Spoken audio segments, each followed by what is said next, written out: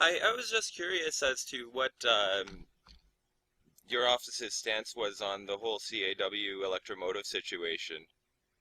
I can read you the letter that we have. Absolutely, that'd be great. Okay, ready? Yep. So, thank you for contacting me regarding the ongoing labor situation at the Electro-Motive Diesel in London, Ontario.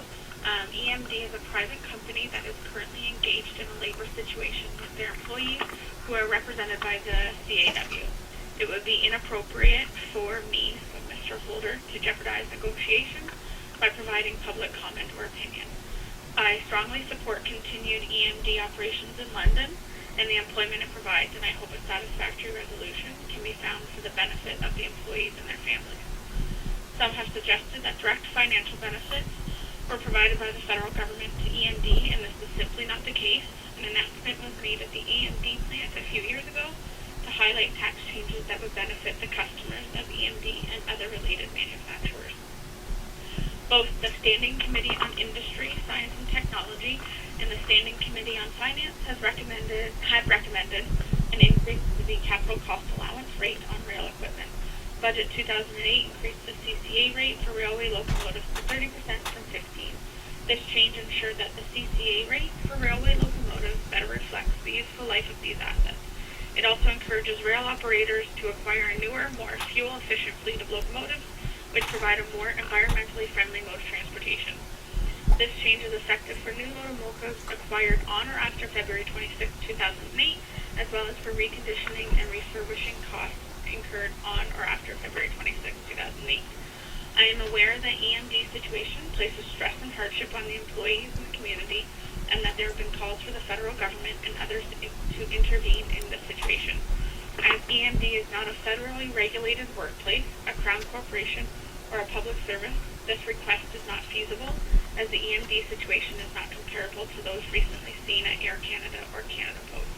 Again, it is my hope that both parties are able to find a satisfactory solution as soon as possible to ensure long-term competitive operations by EMD in London.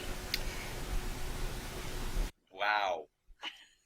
Basically, what that's telling me is that the federal government only gives a shit when when they're out helping out their cronies, right? Because they came out 5 years ago and they gave $5 million in tax breaks, tax subsidies to the EMD, specifically EMD. $5 million in tax subsidies to EMD. So that just tells me that our federal government isn't there for us.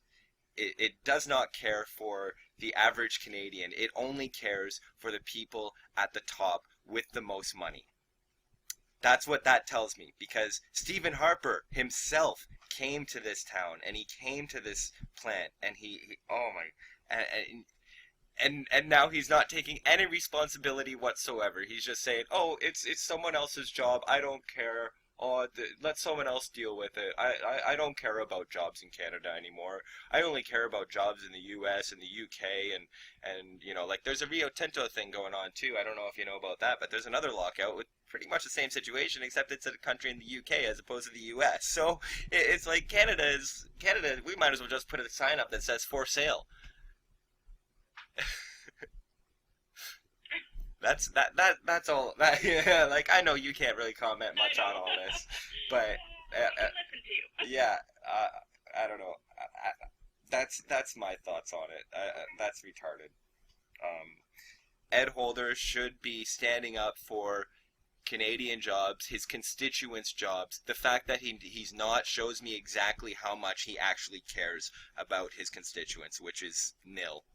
So, thanks. You're welcome. Have a great day. You too.